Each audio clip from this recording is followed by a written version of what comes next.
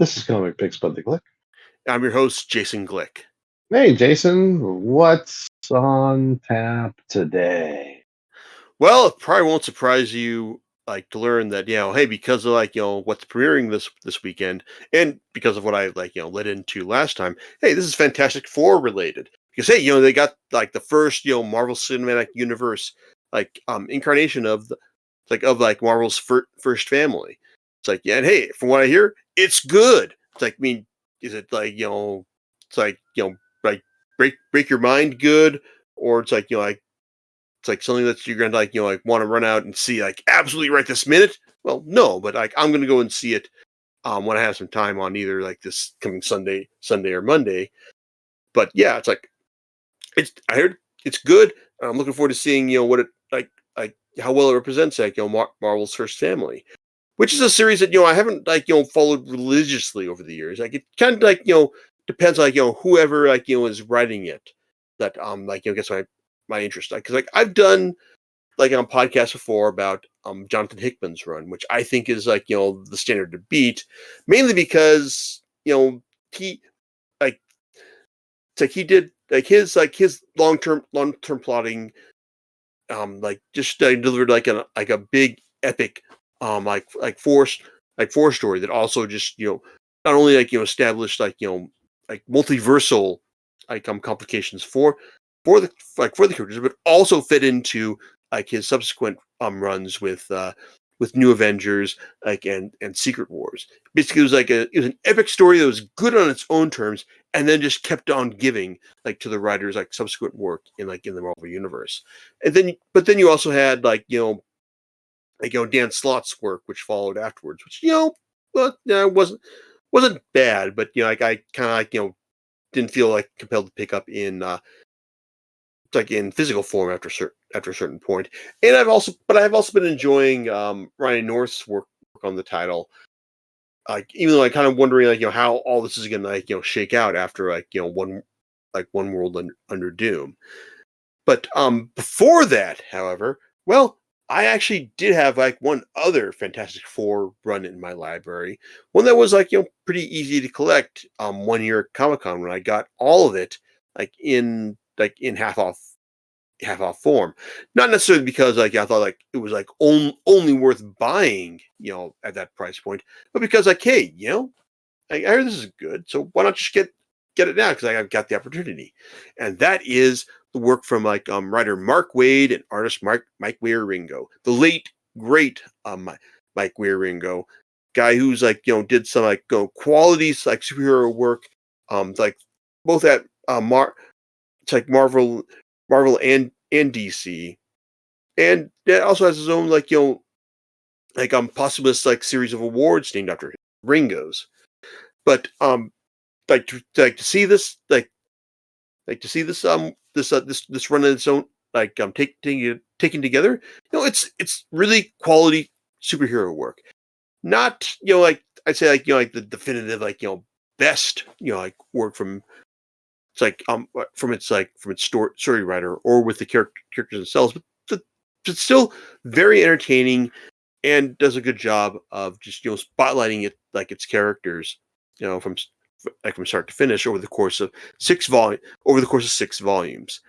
And it all starts with issue number 60, which Marvel initially sold as a 9-cent introductory issue. Why did they do a 9-cent Fantastic Four issue from these guys? Well, it's because around the same time DC had published a Batman the 10-cent adventure, and this is Marvel just going hey, we can do you one better right there. And it turned out hey, we're doing it as the introduction to to this run. Was it worth it? Absolutely. In fact, probably I think one of the problems here, with this run, is that this issue that basically has this basically spotlights this one guy who basically works with Fantastic Four's PR company as it manages their financial interests and public relations. It's essentially the story of this guy just like working with like the Fantastic Four, just trying to understand what makes them tick, like why they do what they do, and it's and on one hand, it's kind of cute in that regard, just like this regular guy just getting all these like extraordinary like fantastic adventures with them, but then you get to the closing pages and you get to see like Mr. Fantastic, have some quiet time with his like infant daughter, Val, because it actually I just want to say it's kind of weird to think now that that Val and Franklin are now teenagers.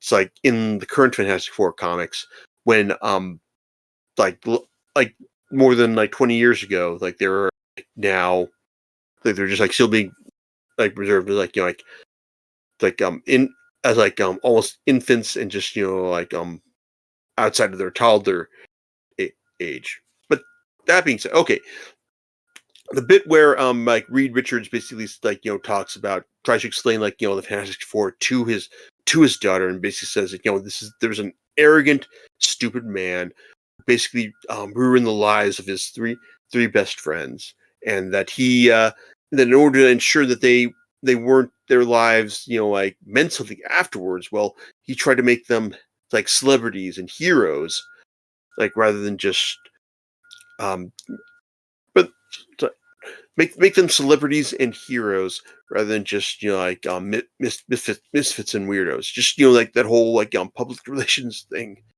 and it's like, and it's actually it's like, and it's like it's a really smart explanation as to like how the Fantastic Four are regarded, like as heroes by by the Marvel universe, rather than just like the like violent weirdos that say like the X-Men are.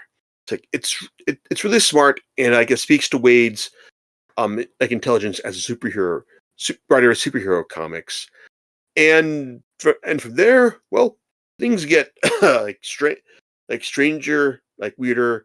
It's like more violent and darker. Like it's really kind of like interesting to see how things go, because like like the subsequent issue basically has like Johnny Storm like trying to like like defend like like defend himself from the fact that it turns out that he's been like the instigator of like the Yancey Street gang pranks that have been pulled on Ben Grimm all these years.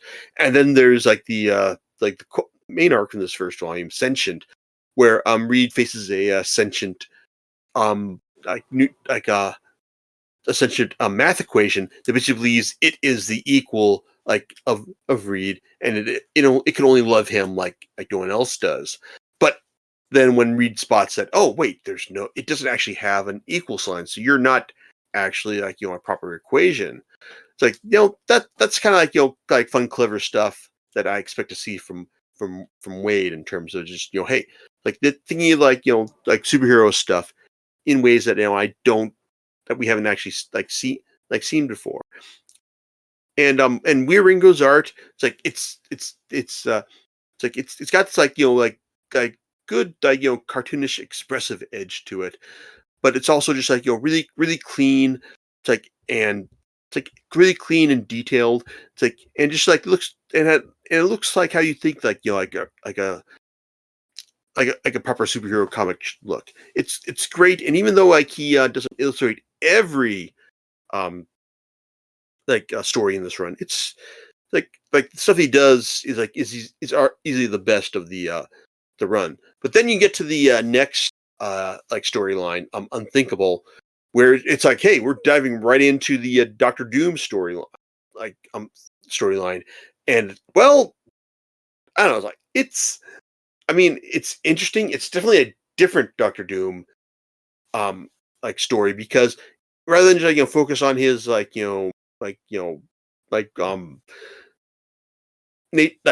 nationalistic ruler, or just like like pure superhero power like perspective. Well, no, Wade is basically focusing on like Doom's super, sorceress like side, and after like Doom like sacrifices like one of his like early loves to give him like like far greater soup far greater magical power in a way that wow, it's like it just lets you know that hey, this guy, I mean, like for all of his like nods and nobility, he's just like a real bastard at heart, and he'll do anything to like to get at the family that he feels that has wronged him like over the years. Well, that's basically what we're doing here, and arguably, I might think that I'd say that like all of it's like for all of unthinkable is like hey, like let's think about Doom in another way. Maybe it takes things a bit too far in the sense that like Doom uses his power to condemn Franklin Richards to hell. And if you think that, oh my god, that sounds awful, well, it's like yeah, it's like I mean, in fact, after this arc is done, we get like two whole issues dedicated to trying to walk things back from Franklin's experience in hell. It's like to the point where like, hey, he can actually like function as a proper character again. It's like I mean, yeah, it's one thing that like it's an arc that like really showcases like Doom's villainy, but it's also something that I kind of feel that like we should push things a bit too far in terms of um like show like I'm showing you just how bad Doom can be. And but even then though, like Waid builds on that effectively because like the next arc is called Authoritative Action.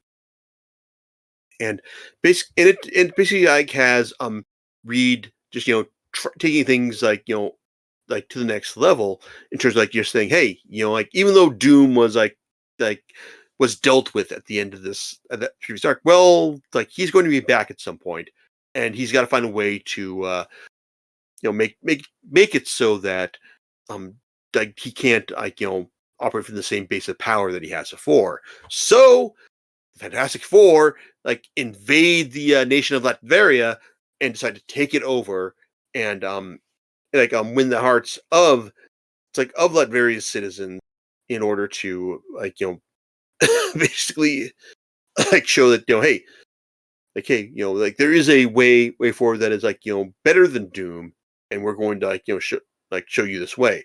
Problem is that like this is not like reflect well in the eyes of everyone, like all the national powers, like from everyone who was like neighbor to Latveria. Like well, Latveria is a sense in the Marvel universe, um, and like that basically like like get like has Nick Fury coming to them to be saying, hey, look, you're pissing off a lot of people here, and we've got to find and you've got to like do a way to like find a way to like sort this out.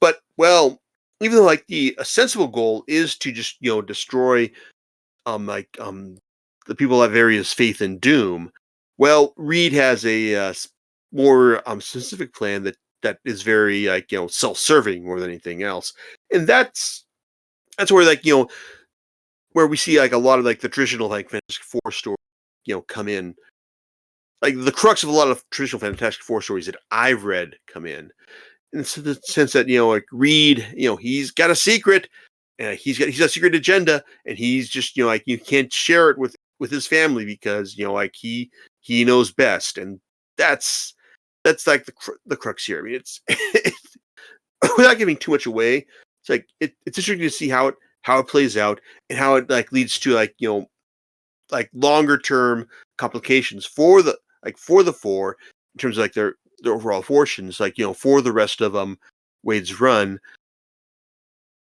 It's like, well, we've also got it's like just like a it's like a setup where the four become like kind of like the most like disliked superheroes in the Marvel universe rather than the most loved, and that's interesting to see how it plays out. Though it wasn't quite how things were set to go, because in the middle of this arc, Wade was actually fired by then Marvel president Bill Jamas, because like he was like displeased at like how things are going, and like also I think there are also some like personality clashes with Wade as well, because Wade is not a guy who's going to like like sit quietly if someone like gets involved, like starts messing around with like with his work. Fortunately, cooler heads prevail. Well, cooler heads prevail in the sense that Jamas was eventually let go from Marvel, and Waid was rehired as the writer. So a story that would have ended with the death of the Thing.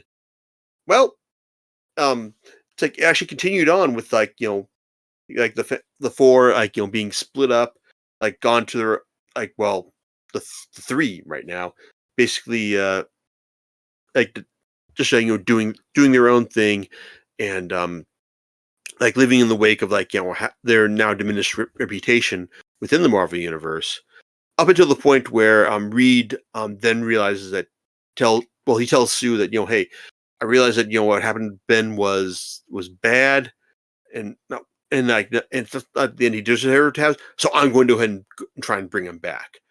Which it's like, okay, because you're not going to leave the Thing dead. Not going to leave anyone of the Fantastic Four dead for long, because hey, it's Fantastic Four. You've got to like any storyline that where one of them dies. Eventually it's going to be it's going to lead to them coming back at some point. Look at how when the Human Torch died like in Jonathan Hickman's run, and he set that up to have like Spider-Man join the team, but then eventually reveal that hey, the Torch wasn't dead after all. So yeah, it's like, I mean, seeing like Waid set up the storyline like at the end of the previous one, it makes sense, as in the idea that the of Reed, Sue, and Johnny like storming the gates of heaven to bring back their friend. That makes a certain amount of sense in terms of the Fantastic Four being like the explorers of the unknown. Oh, and especially the fact that when it's revealed that Reed is using the device that Doom was used to try and find his mother's soul back in his college days, and Sue and Johnny just are kind of like, why are you doing this? I mean, like, this is like, it didn't work, but why would you do this in the first place? And even though it was eventually revealed that Doom's mother was consigned to hell for her love of her villainous son, well, Reed points out that hey, if you're looking for the soul of your mother, would the first place you look be in hell? So yeah, that's kind of smart superhero plotting that I like to see from Waid. As is the fact that once we finally get um like get to Ben Grimm, it's like in heaven, and eventually why he's like ready to come back, and as well as who is actually quote unquote God in the Marvel universe. That's like some really clever fun visual plotting as well. So yeah, it's like, I mean, like, this may have been like a quick 3-issue storyline where the four or the three storm heaven and bring back their friend, but it works.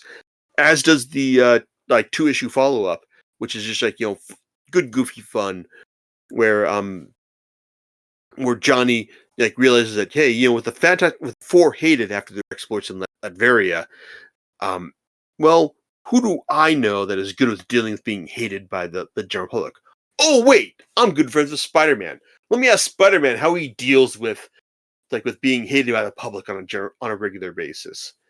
And Peter is as receptive to this as you'd expect, but it eventually leads to a fun conflict against Hydro Man in a water park that leads to what I would consider probably one of the best cliffhanger endings in a 2-part storyline, where Johnny winds up like um like uh disrobed in a it's like in a kiddie pool, and just saying that no, I can't get out of here because I have no pants. Yeah, it's good fun, and it's like another good example of the fractious excuse me, everyone, of the fractious Spider-Man Human Torch relationship. Then we get to the next song, which is a set of 3-part storylines that spotlight the new Frightful Four. Basically, the wizard, trying to prove that he's more more capable than than the four, but also recruiting the like the like the the skills of like of the aforementioned Hydro Man, the Trapster, and Salamandra, the daughter of the dragon, but also recruiting a his own daughter that he quote unquote had with Salamandra to like to attract Johnny Storm and like find a way into the Baxter building that way. This storyline was co-written by Carl Kessel, who also inked um Wieringo's work on this run, but also he's he also has it's like a history writing a solid history of writing comics with Marvel and DC, with an underrated run on Daredevil and also with Superboy on DC. But I don't know, it's like this 3 issue storyline was fine, and and even though it's it tries to dive into the the wizard's terrible husband and father status, it doesn't quite work in the way that I was hoping it would. And also, even though it features art from Paco Medina, it's Medina's art is a lot looser here, and probably feels more it's aping more popular trends at the time, rather than just you're doing in the the tight focused work that I'm used to seeing from him these days. It's all right, but then Wieringo comes back for the next arc, which sees a group of aliens coming to Manhattan and trying to take out the one member of the Fantastic Four that they believe threatens galactic safety, because it turns out that they are that these people have these aliens have found a way to shield other planets from Galactus's intent to consume them, basically making them invisible. And well, that should clue you in that they are here to kill Sue Storm, because they believe that she is the only like wait only thing that's standing in between them and just complete freedom from Galactus's devouring intent. So it's a good solid storyline that it ends in a way that hey, I wasn't expecting things to play out that, but then Galactus shows up, and well, he recruits a new herald on the spot, because turns out that Sue and Johnny's powers have been switched, and now, well, with Johnny having these invisibility revealing powers, well, he's he's now the new Herald of Galactus. Problem is, he doesn't want to help out this world devouring entity from from fulfilling his purpose. And so we get our 4 epic and fun issues that have Johnny just dealing with the responsibility of of trying wielding the power cosmic in service of Galactus, but also trying to find a way to just keep him from from devouring any other planets. It's fun, it's clever, and it also just finds a way to defuse the threat of Galactus for a while. Though according to Waid's notes at the end of the volume, turns out it wasn't properly coordinated with other writers. So basically, it was retconned within the a few weeks after that storyline was published. But hey, at least as we know, it's hey, at least Galactus got a few days up. So hey. But then we get to the final storyline in the volume, which basically has the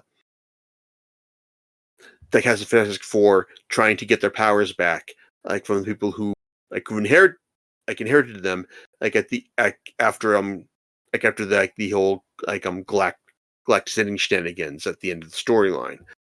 And well, it's like, while it's easy for Reed, Sue, and Johnny to like, try and get their powers back.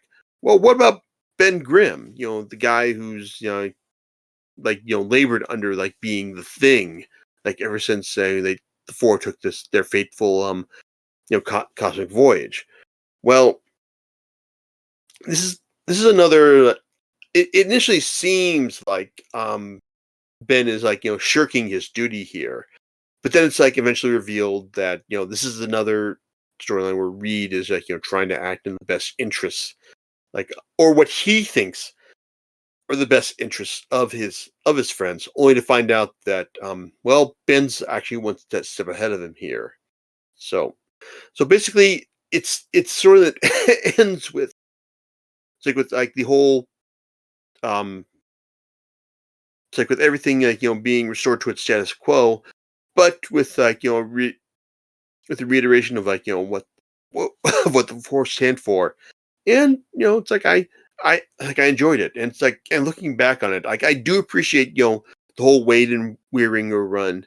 It's like as a sort of that took the four from like its highs, just some like shocking lows, and then but then reestablished them again, just made sure everything is like all the toys back in the back in the cupboard, and the status quo was restored, but done in a way that like left you with a better understanding of its characters, like than when you went in with it.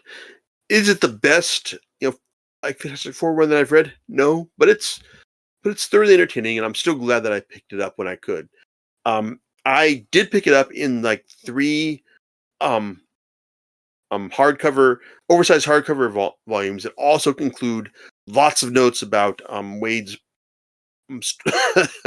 storyline plans for this, which is great. I love this kind of stuff. But you can probably still pick this up in like Epic Collections, or read this on Marvel Unlimited. Um, or like I'd probably have to double check and see whether or not this is like available in its own like omnibus edition, or maybe like 2-volume omnibus edition. But still, it's definitely worth reading. It's like if you like Fantastic Four, I mean, like, yeah, I like the I like Hickman's run best, but this is great on its own terms. And also, hey, it's probably worth mentioning that, hey, if you want to run where that basically portrays Fantastic Four as evil bastards, where that don't want to share like whatever they're doing, all the discoveries they made. Well, there's Planetary by Warren Ellis and John Cassaday. Figured I mentioned that as well. But hey, Waid and Wieringo, like, they're top notch, and it's too bad that this is like the last major week we saw from Wieringo before his passing. It's good stuff, and yeah, looking forward to seeing like how all this is reflected like in the movie when I see it, hopefully this Sunday, but definitely sometime this weekend. So there you go. Well, um, all right then. Do you know what you're going to be talking about next time? Oh well, it's like I actually like picked up a bunch of stuff through Amazon's most recent Prime Day, chief of which being all of the GI Joe stuff from the Energon universe that I haven't written about yet. So I was like, so hey, Yo Joe next time. So I guess we'll see how that goes. All right. We'll catch you next time on Common Picks about the Glick. Later's everyone.